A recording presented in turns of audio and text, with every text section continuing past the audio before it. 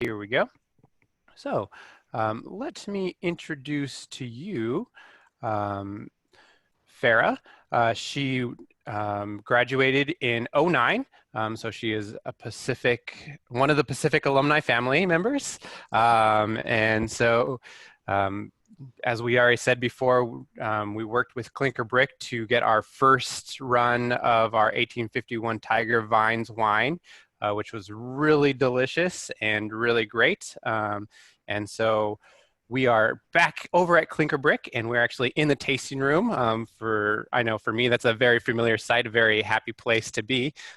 So let me turn it over to Farah, who will be walking us through our wine today and doing our tasting. So if you have wine and you want to pour a glass and sip along, that's great. If you want to open any of your wine right now, you can do that. So cheers, everyone, and let me turn it over to Farah. Here we go. Cheers. Ooh, I see myself as a big one. Spotlighted. Well, hi, everyone. If you haven't met me before, I'm Farah with Klinker Brick. I'm happy to be here. I hope everybody's staying safe and healthy and hopefully drinking a lot of good wine. A little bit of background if you're not familiar with Klinker Brick. So my family is 6th generation grape growers. We started growing grapes in 1890, and then we started the winery in 2000. So we're known for Lodi Zinfandel and Lodi, but we, as a region, do 110 different varietals being grown right now. But tonight you're actually going to be tasting an Albarino from us, which is really nichey and fun. And then you're going to have our Fair Syrah and our Cabernet as well. But how we got our name are actually the bricks that were in my family homes. They're still in my family homes. And if you've been to the tasting room, the north patio has Klinker bricks all integrated into the pavers, as well as the garage. My parents' garage is on the north patio. And Klinker bricks are overfired bricks from the 1920s and 1930s.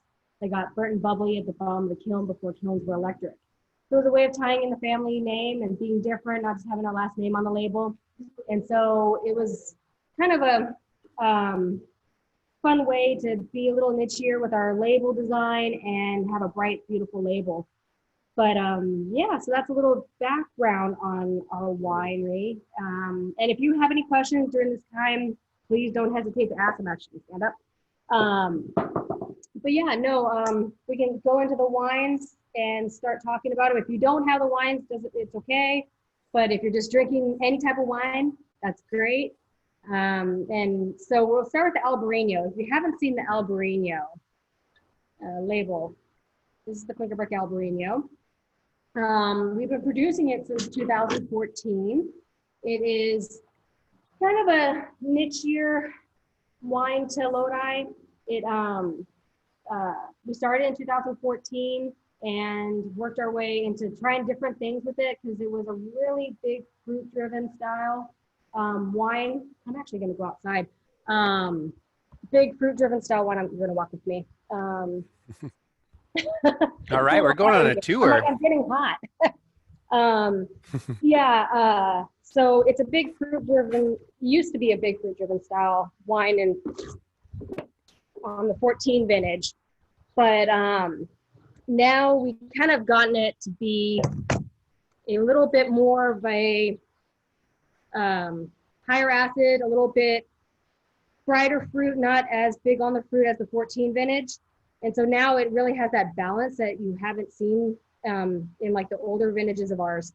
But easy to drink, no oak, 100% stainless steel, very delicious. Porch pounder. I call it a porch pounder. It's true, it's a porch pounder. But I just love it, and it's a different one because Lodi used to be known for growing Chardonnay, and Chardonnay was the big white wine of Lodi for the longest time. And you know, Chardonnay is not supposed to grow in Lodi. Chardonnay is more of a cooler climate style, and we had it in our region for the bigger wineries, the Gallos, the Delicados, the Woodbridges of the world. And then we realized that Lodi can actually grow other varietals besides Chardonnay, Pinot Grigio, Sauv Blanc. And so we worked our way into trying Grenache Blanc, Albarino, there's Torrontés, there's other varietals coming in. There's Picpoul Blanc being grown in Lodi as well. And so it's showing that Lodi can do more than just the typical whites and go outside of the box of Lodi Zinfandel, which that's what our region is known for in the beginning. But we're trying to step out and be different and not just have those typical varietals that everybody expects from us. And that's what I truly love about the Albarino. And we weren't the first ones producing the Albarino in Lodi, but we are the first one that has it in national distribution. So that's really exciting for us to have it across the country, and I actually have it internationally as well. So currently right now, I think we're the largest case production of Albarino out of a California winery. So that's really exciting to see that people are looking for something a little different. And if you like Sauvignon Blanc, you should like an Albarino, because Albarino is kind of that eclectic style that will get you a Sauv Blanc drinker into something different.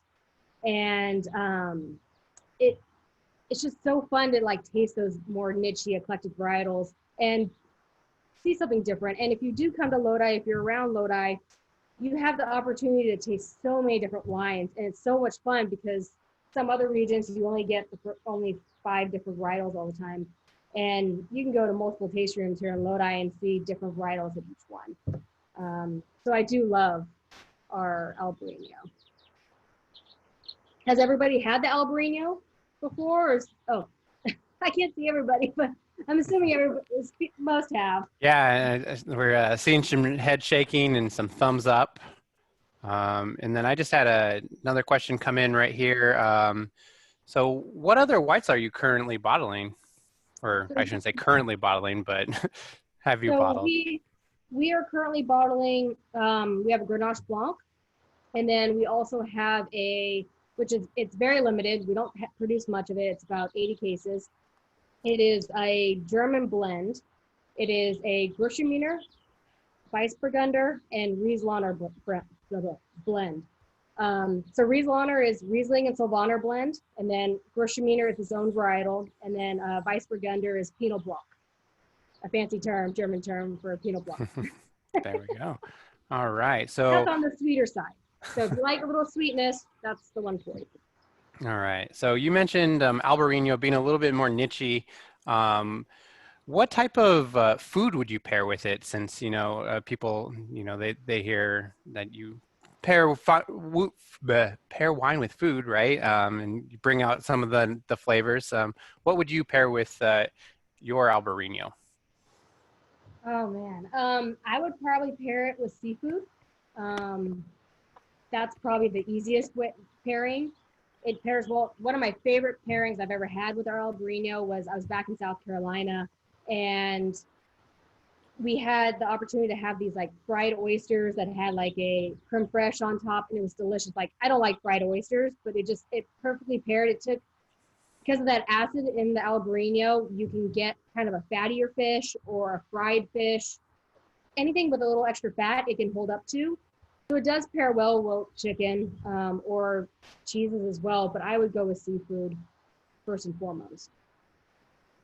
Excellent. Yeah, that's a great question from here. And if you have any other questions, go ahead and type them in, and we'll get those answered. Yeah, so that's a nice thing that you were able to kind of evolve how your Albarino is and get it to where it is currently right now, to be able to hold up with that little bit higher acidity and being able to pair with some other stuff. So that's really a great thing. So, all right. So here we have just one thing. First of all, Bradley, do love your wines. So thank you again very much, Farah. And then just saying that didn't realize that the Lodi region produced so many different varietals.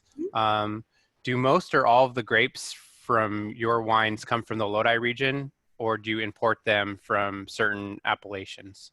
Good question. So all of our wines come from the Lodi AVA. So Lodi AVA is now split into 7 sub-AVAs, which is their appellations in Lodi. And all of our wines come from, well, I can't say all of them. most of our 90% come from the McCollum River sub-AVA. So the McCollum River, if you've been to the taste room, we're smack dab in the McCollum River sub-AVA, which is the largest sub-AVA of Lodi. And then we have some that come up from the Clements Hills, as well as some coming from the Delta, which is still part of the McCollum River AVA, but at the little cusp of it. But we don't source anything from any other, oh, I take that back. We do a Sangiovese for the wine club every 2 years. That comes from Amador. But that's a real limited wine. Everything else is Lodi. All right, that's awesome. Always nice to hear being local, right? They keep everything local. But, you know, and that's what, like, right now with Lodi, there isn't a lot of, some regions, they require that everything comes from that region to be poured in the tasting room. And with us, we don't have any of those rules. So it's really nice that if you wanted, oh, I guess I take that back again. We have our reserve gold brick is our dessert wine. It's actually a Napa Cab. So we have two. And, but you know, you can actually put something on the bar that's not from Lodi and you don't get in trouble for it. And that's really neat because that allows us to really try different things and be a little different than other regions. Yeah. What's nice about that is that it really allows you to, like you said, try some different grapes and get your wines exactly how you want them. So, and I know Klinker Brick is doing a really great job of getting wines that I really like. So, so good job with that. Thank you. I just realized I left all the rest of my bottles inside, so I have to go back. So you're getting it. There we go. Yeah, got the outside patio there. Outside patio.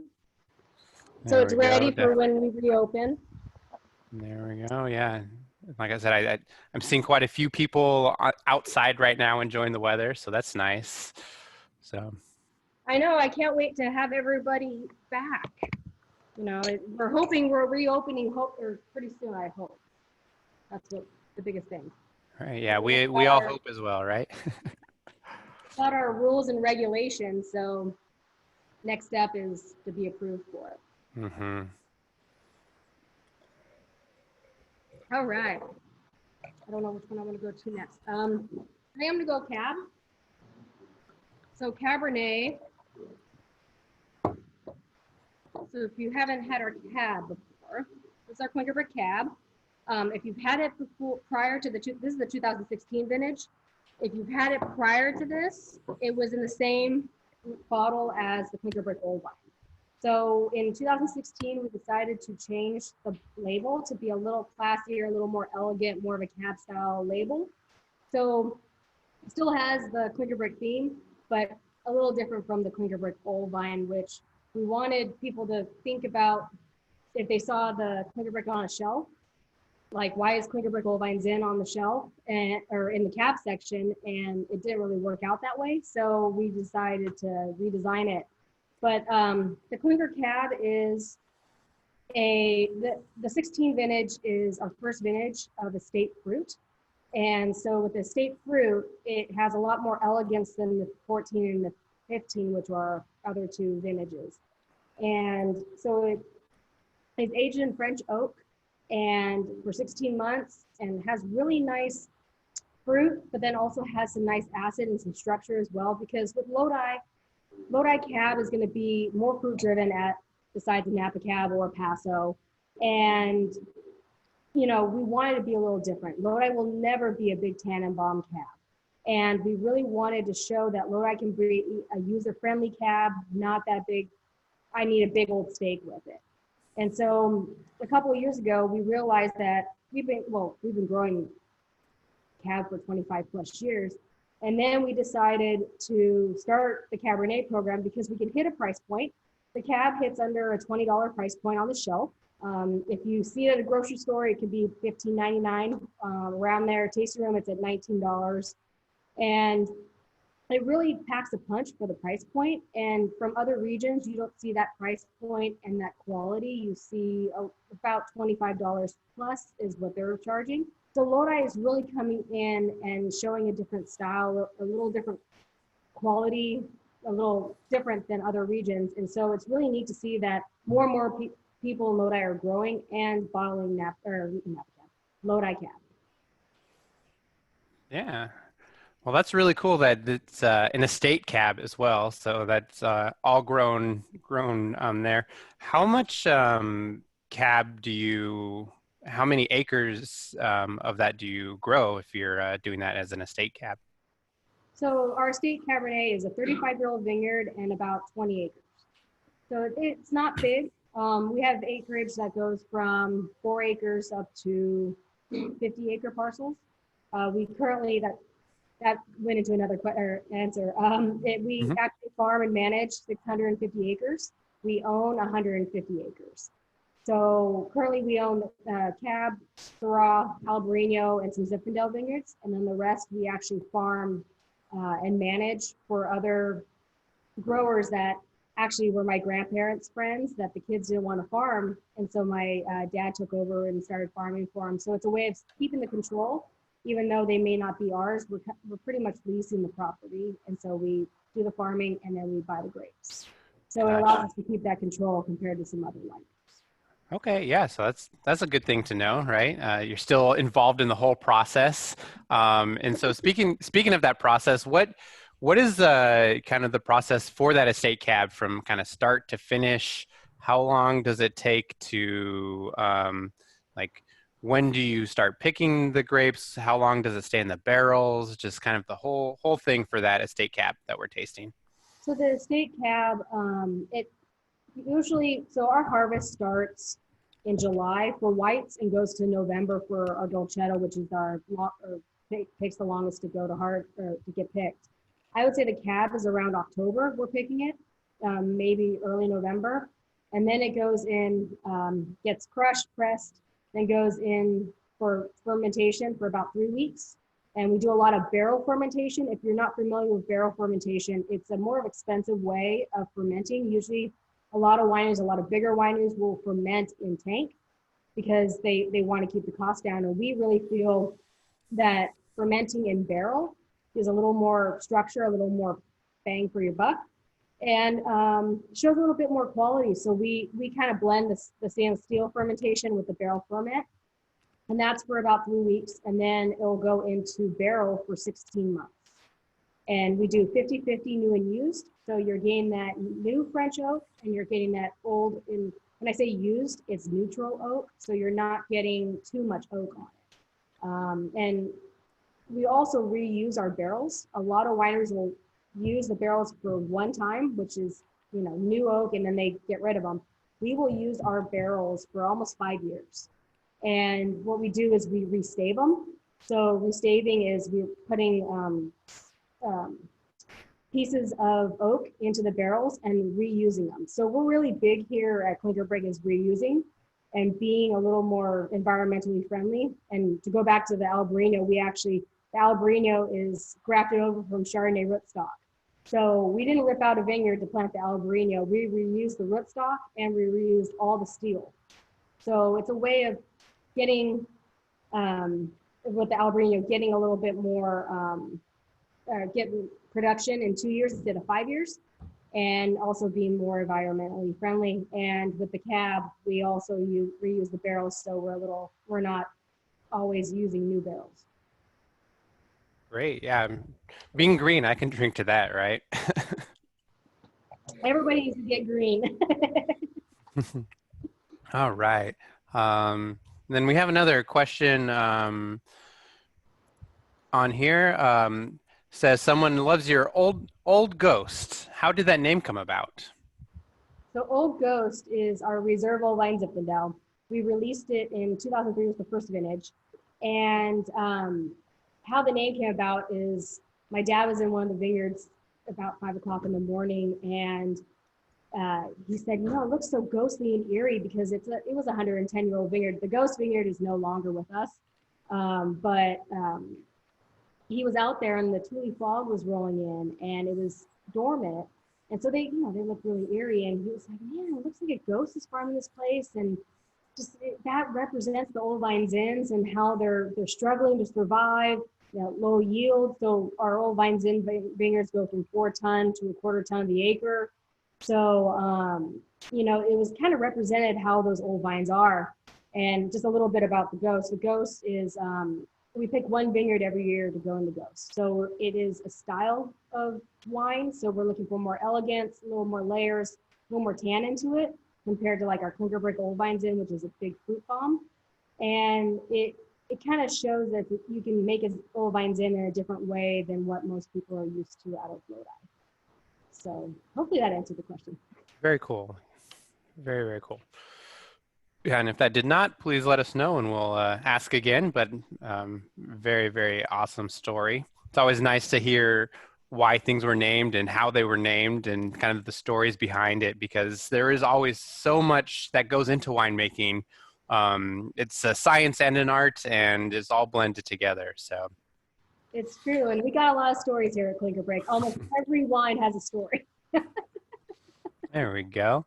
We got someone saying, "We love your wines, Farah. Thanks for being with us today." So again, thank you for hosting this wine tasting with us, this Cocktails and Conversations.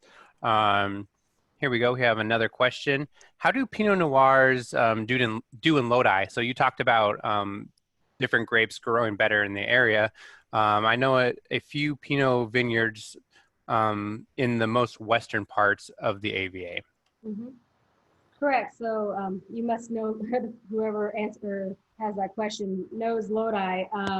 So there's I think 2 or 3 growers or wineries on the west side that grow Pinot Noir. They do, this is just my opinion, they do okay. They're not going to have as earthiness of a style like an Oregon Pinot or even a Russian River Pinot. They're going to be a little more fruit driven, a little lighter in color than the other regions, just because Lodi is a warmer climate and Pinot Noir is very delicate and likes really cool climates. So you're going to get a whole different style of Pinot unless they're blending it with another varietal like say Syrah or some Cab. You're going to get a little more structure of a Pinot. But Pinot Noir is a struggle here. To be honest, we all planted Pinot Noir, all growers at some point in our generations, because some of the bigger wineries wanted Pinot and for blending. And so we've always had it here, but I don't know if it's the greatest varietal to grow in Lodi, just because it is a little too warm. And Pinot Grigio is the white wine that's a little difficult to grow. There's a few that grow it here, but it is a little more delicate too. So there's some varietals that don't do as well in Lodi, even though there's 110 varietals being grown here. Okay. Yeah. I mean, that's really interesting to know about, and all the wines, all the grapes, like different climates. And I think we're just very fortunate, right, that Lodi is able to provide the bounty that it does. So speaking of Lodi and the grapes and the vines that are here, we have a question if someone's seen different vines pulled up in Lodi fields and heard that there's Zinfandel grapes, is there a glut of Zinfandel in Lodi? Also, do you know why they changed Zinfest to row by row? So let's go ahead and do the first one of just talking about the Zinfandel grapes in Lodi and the ripped up vines.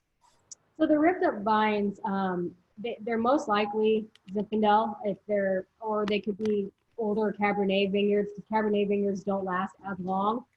To answer the question, there is a lot of Zinfandel being grown here in Lodi. And so a lot of growers are ripping out vineyards of Zin, and they're planting other varietals in its place.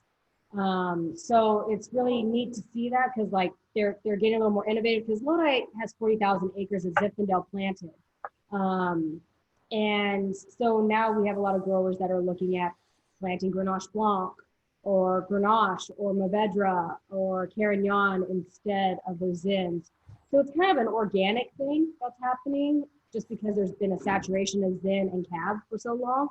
So it's a good thing, in my opinion. Yeah, it's kind of a fun thing. We were just talking about the niche wine of the Albarino, and like you can taste like little differences of where we used to just only get like those 3 different big wines, and then now we're kind of being able to go off into those different ones. So that's a really cool thing to see happen. And then the second part of that question, uh, The row by row. yeah, do you know, yeah, row by row versus Zinfest, do you know the name, why they did the name change? That's a good question. And how did you know I sat on that board? Um, so I sit on the wine education board for Lodi, and Zinfest is part of our projects. And we changed it because Zinfest was for the longest, and well, I'm making Zinfest. We were actually, side note, we were the first winery to be put into the label of Zinfest. They do like commemorative bottles. This was actually the first label, and we were the first winery. So side note. But yeah, we decided to change the name just because it seemed like Zinfest kept us at just thinking about Zinfandel, and that Lodi was always Zin. And there are some wineries in Lodi that don't even have a Zinfandel. They are producing other varietals. I'll mention name Acquiesce. They're white wines and a rosé. She has no Zin. And it was a way of trying to get more people together, and that it wasn't excluding anybody, as well as we wanted to do row by row, or we were looking at other names to involve the growers a little bit more, because in Lodi, there's the Wine Grape Commission that oversees the wineries as well as the growers. And the growers, you could tell, didn't seem like they were involved with the Zinfest as much as like they thought it was all just because of the wineries. People were coming in. If it wasn't for the growers, we wouldn't be here. So row by row kind of represents the wineries and the growers, because row by row, we are building a new region, developing a name for ourselves, as well as working as a team between the wineries and the growers to build this beautiful wine region that everybody knows and is starting to learn about. So we decided to change the name, and also to make it a little edgier, because Zinfest was just, the same thing over and over again. So we're really doing a big marketing plan, which a lot of people haven't seen yet because it got postponed because of COVID. But there's a big marketing campaign behind it, and a lot more education and a lot more artistic perspectives of it. So we're really excited about it. Yeah. It'll take a couple of years to get used to the row by row, because it's not easy to say. You're like row by row. Yeah. But, it has a good story behind it. There you go. Yeah, and I think you were talking about like the different art and stuff. I know the Lodi wine maps have also been changing as well, and they have some more of the artistic style to it and story behind it. So I think that's a really cool thing that it's all kind of going through. Let's see here. So we are at 5:36. Let's do a couple more questions while we're still on this one. I was gonna say, yeah. So do you want to do another wine right now? Let's talk about that, and then we can get back to those questions. All right. So the next one is the Fair Syrah. So this one is actually named after me. It's actually my favorite red in our portfolio. I love it because Syrah is a very undervalued variety. Lodi has always had it for blenders and for going into other big bulk wine blending, but it's such a good food wine. And a lot of people seem to be scared of Syrah because if you go Australian, you go big fruit. If you go old world, you get very earthy style Syrah, like Northern Rhone or even Chateauneuf-du-Pape will be a little closer to our style, a little more fruit driven, a little warmer climate there. But our Syrah kind of, I call it, has California meets Rhone. So you get that old world earthiness meets the California fruit. So you get that combination, and it's not, to the left or to the right in style. So it's such a good food wine. It has a lot of tobacco notes, has a little earthiness, but then has those berry notes coming through too. And it's in French oak, just like the Cab, for 15 to 16 months, 50-50 new and used. So you don't get that overly oaked. Now, if you want overly oaked, the Peregrine Reserve is right up your alley. But it's just a beautiful wine, and for $20, you don't see you don't see a lot of Syrahs that are under $20 or close to $20. Usually on the store shelf, we're seeing Syrahs around $40 or plus. And so it's really neat to see that there are some, lower price point Syrahs that you can get to and have day to day, and try something different besides a Zinfandel or a Cab or a Merlot. And it still packs a punch. It's still a big wine. I can't even see through the glass. So it's a big wine. It's not a petite Syrah, but it's still big. There you go. Yeah, you mind holding that up to the camera one more time just so we can see that? Look at that. That is a Pretty dark. definitely a nice dark wine right there. And how I got my name on it, everybody asked that. I'm assuming that might be one question coming up. Is my grandpa named the vineyard after me when I was 5 years old. And I currently live on the Syrah vineyard. Never thought I would, but it happened. I'm the fourth generation in the house. My great grandparents built the house. And then my grandpa planted the Fair Syrah vineyard about 30 years ago. So it's really neat because that's where I really learned about growing grapes. Oh, the lights turned off. Let me teach them. There we go. I do the dance. But yeah, it's, you know, a vineyard that my grandpa took me out and said, how do you fix drip? How do you take off second crop? How do you do tasting of the grapes and put them, you know, taste them and see if they're right to actually harvest. And, you know, you can actually test it a little differently now, but he really wanted me to taste it and see if I knew the sugar content, if I felt like it was ready to pick.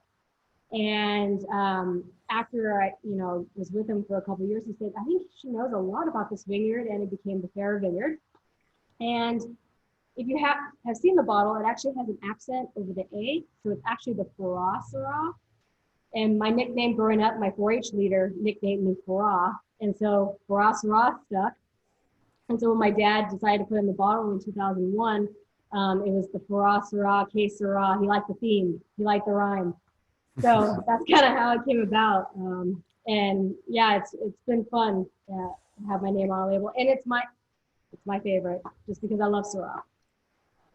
That's pretty cool that it's also your favorite wine that you got to learn about as well as you're growing up. So very, very cool. A whole history to that, right? So okay. Let's see here. Another question on here that we have. Do you know if anyone in Lodi is still growing the famous Flame Tokay grape? I saw that question pop up. There's a handful of growers that have it, but to be honest, it's like right next to their houses or their homes. There's not a, 4 acres of it in one spot. We actually, so I kind of skipped around on the Albarino. So before it was Chardonnay, it was actually Tokay. So we actually have Tokay rootstock mixed in with Chardonnay, and they're both in the Albarino vineyard. So I know in the past, my dad would go through and there would be a couple of Tokay vines that he would come with these big bunches, and he's like, oh yeah, I have to go pick those before I pick the Chardonnay. So a lot of times they would graft over all the Tokay rootstock to other things, but then they would somehow pop up some Tokay through the vineyards. But it's really rare. I'm trying to think, if you really want some Tokays, which I have to find them too, on Kettleman Lane, I forgot, over by Delta Packing, there's a little house that has a fruit stand in the summer months, and they have a vineyard of Tokays. So that's where I get my Tokay grapes, if you really want to have some plain Tokays. And I think they're the only fruit stand in Lodi that actually still sells them.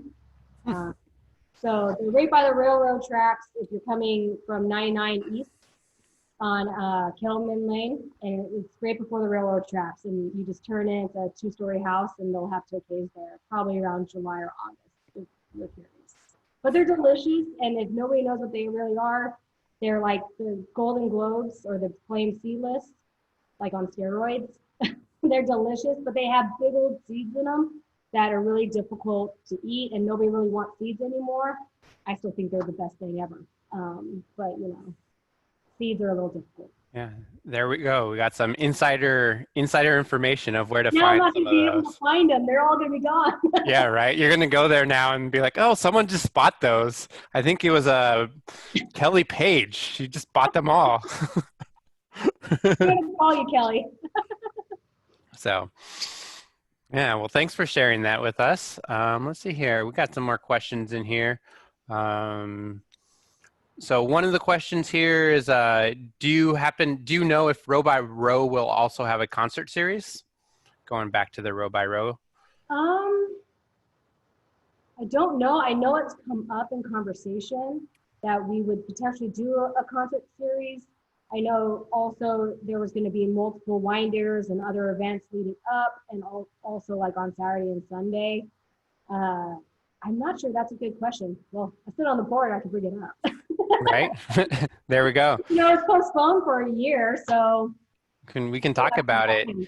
Look, But I know in the past, Zinfest did kind of have a concert series at Zinfest. Like they had multiple bands throughout the day, a little more aggressively. Like I think every hour they had something.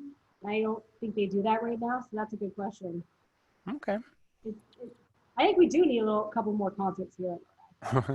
Right, especially right now during this time, just a little music helps everyone feel a little bit better, And we right? could be outside and 6 feet apart. Yeah, exactly. Yeah. So, cool, cool. Let's see here. We got another question. Will Klinker Brick be produce a vintage for the 1851 Tiger Vines again? That might be a Penny question or a Kelly question.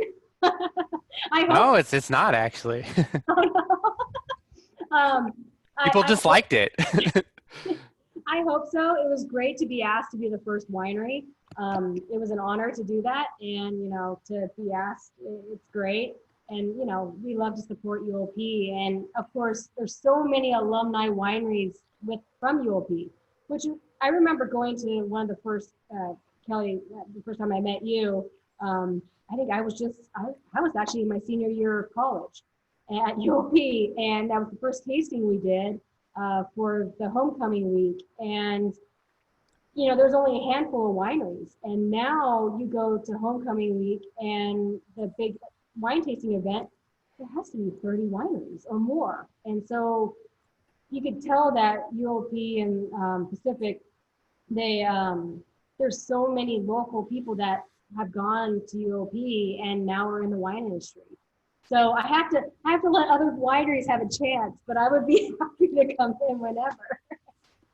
Yeah, I was kind of thinking about that when you said the picture behind you was the first Zinfest and Klinker Brick was the first one, and then 1851 was the first one with Klinker Brick. I was like, oh wow, that's like that's in good company right there. So we're pretty happy about that for sure.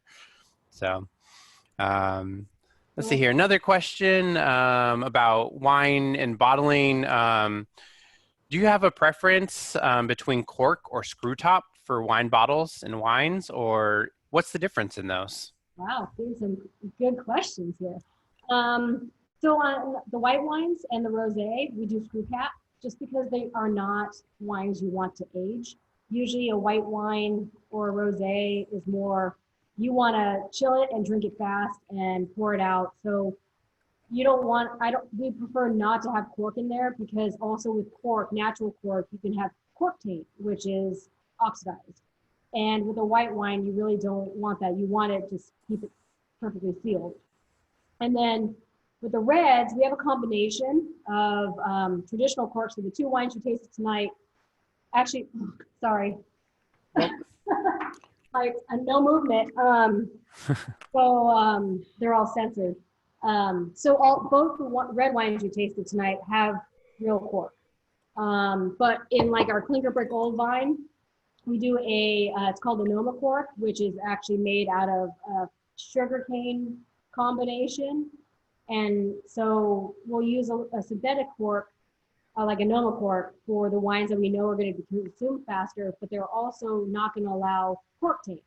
So with the natural cork, you potentially will get a corked bottle, and that's cork taint. And so when you kind of smell the wine or smell the cork, you're going to get like a nasty wet cardboard smell.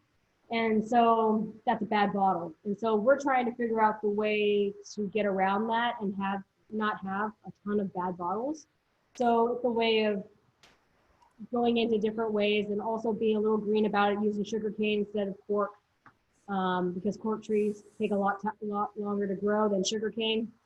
So we're kind of going in multiple directions. But again, with all the whites and rosés, no cork, all screw caps. You will never see a red wine in screw cap from us. It'll be some form of cork. There you go. That's definitely informative. Did not know that. Sorry, I probably went too in depth, but No, no. I think honestly, corks are one of the like most interesting things that there's so much to know about corks and like why they choose what type of cork and how they're made, and like how that affects the wine afterwards. And people are always like, "Oh, screw top. Well, that's a bad wine." Like, no, it just depends on how you are selling the wine and how you want it to be drank. So I think that's just a very interesting topic for me personally. I just really enjoy that. So yeah, and I've had a lot of great reds that are in screw caps, and they're not oaked. They're not for ageability. Like the Ghost, they can lay down for 10 years. You're not going to age a screw cap red. It's more. It kind of hints to drink in the next year. Kind of. there you go. Some more just tips and tricks, right? So we have another question about so talking about Lodi Zinfandels, and you had mentioned that Lodi is known for its Zinfandels, obviously Zinfest up behind you. What makes Lodi Zin so special? Is it the climate, the soil, the winemakers? Kind of why is this region known for Zins? I think it's a combination. A lot of the Zinfandels are planted in the Mokelumne River sub-AVA, which has sandy loam soils. Um, Zinfandel loves to dig their roots in. And so the old vines can go down 40 feet. And so Lodi, well, the whole Sound King Valley used to be kind of a river, it was a lake. And so that's why we have sandy loam soils here in Lodi. And they really like to go deep with the roots and try to get to that water. And so they also like to cool down a little bit at night. So with Lodi, and even Stockton doesn't get these breezes like we do. But the Delta breezes coming from San Francisco, Lodi just gets them every night during the summer. And so we have a cool down between 30 and 40 degrees.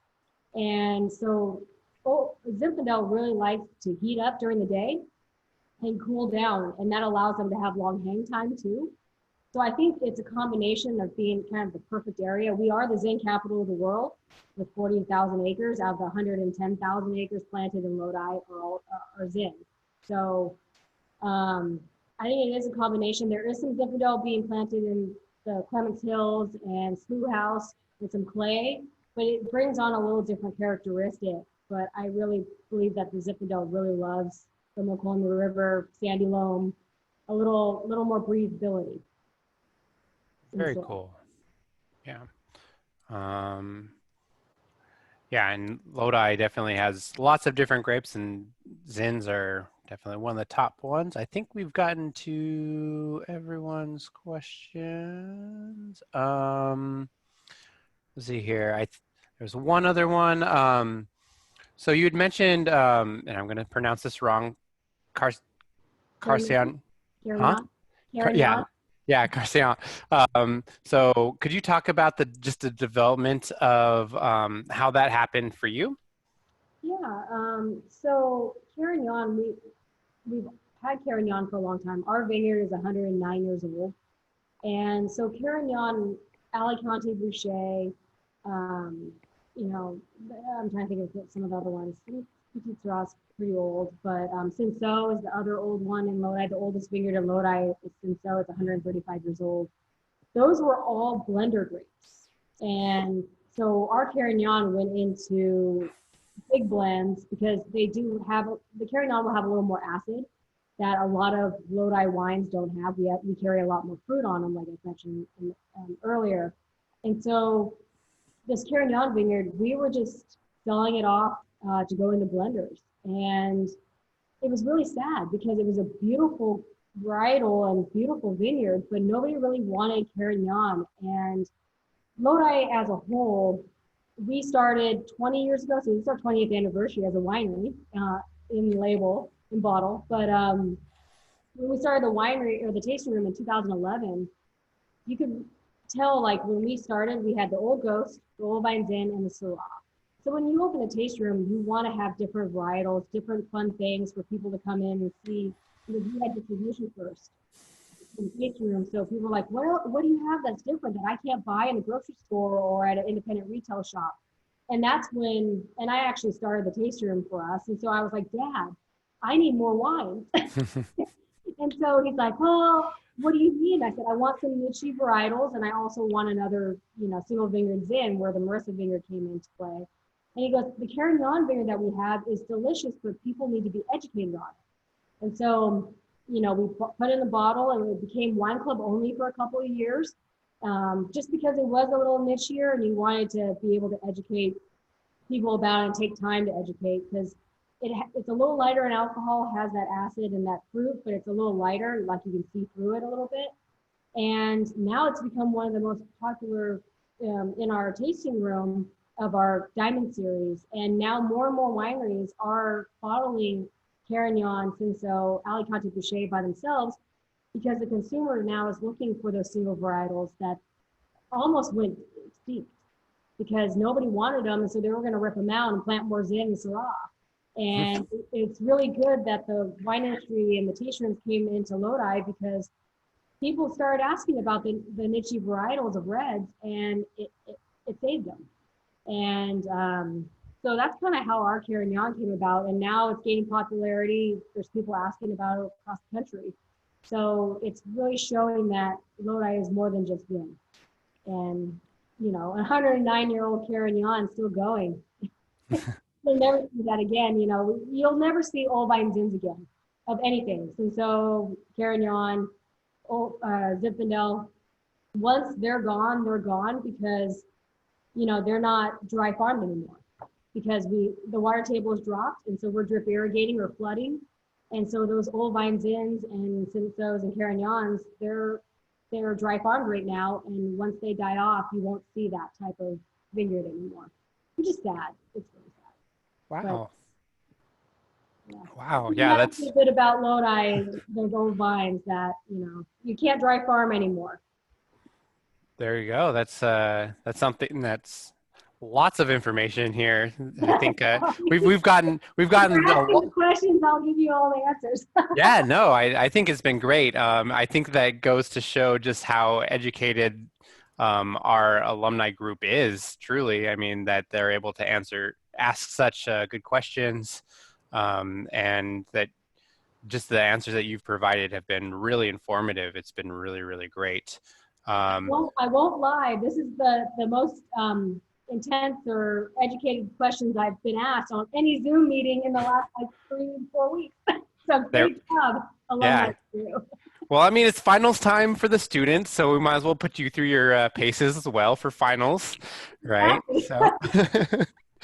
So, excellent. So it's 5:56 right now. I'm gonna wrap it up. We have one last question that I think you can just say a yes or no question to, but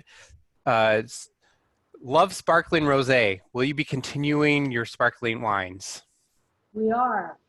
All right, there we go. So there we go. For people that like the sparkling wines, you'll be able to go in there to Klinker Brick. So let me say one more time, thank you so much for educating us, walking us through this tasting. If anyone is in the Lodi area, are they able to come to the tasting room, pre-order, pick up from the curb, anything like that? Yep. Yeah. So we're open 7 days a week, 11 to 5. You can call in or come by. You can we do curbside, and we'll come to you outside, or give us a call if you've already pre-ordered, and we'll bring it out to you. So that's how we're working right now. Fingers crossed, in the next couple of weeks, we'll actually be open to the public again, but they're saying by appointment only. So we'll see. But we are open every day, or you can order online, and we'll see it, and you can pick it up whenever you would like. There we go. Yeah, thank you so much. And so we will actually post this recording if you want to relearn and kind of quiz your friends about some of this information. It'll all be on Pacific Alumni, their website, so pacificalumni.org. And we will also link the page to Klinker Brick, so that way you can order the wines that we talked about today and go back through the tasting with us. Maybe one wine at a time if you're stuck at home only by yourself and you can only drink one bottle of wine. And then Now I'm like, what am I going to do with 3 bottles of wine open by myself? yeah, exactly. So thank you again, everyone, for joining us. We definitely appreciate it. We have more events coming up like this. So Thursday evenings we have events, Wednesdays in the afternoon. So we have some lunch and listens, some more cocktails and conversations. So check out the website at pacificalumni.org. For all the events that we do have coming up. Again, thank you, Farah. We definitely appreciate it. I learned so much. I think I saw lots of people saying, oh, wow, you know, on their facial expressions as you were talking about some different stuff. So it was really good. Thank you so much. Definitely appreciate it. I hope to see you on at homecoming in October or before. Fingers crossed. Yeah, exactly. Fingers crossed. We'll keep everyone informed about homecoming. Awesome. All right. Thanks, Bye, Matt. everyone. Bye. Thank you.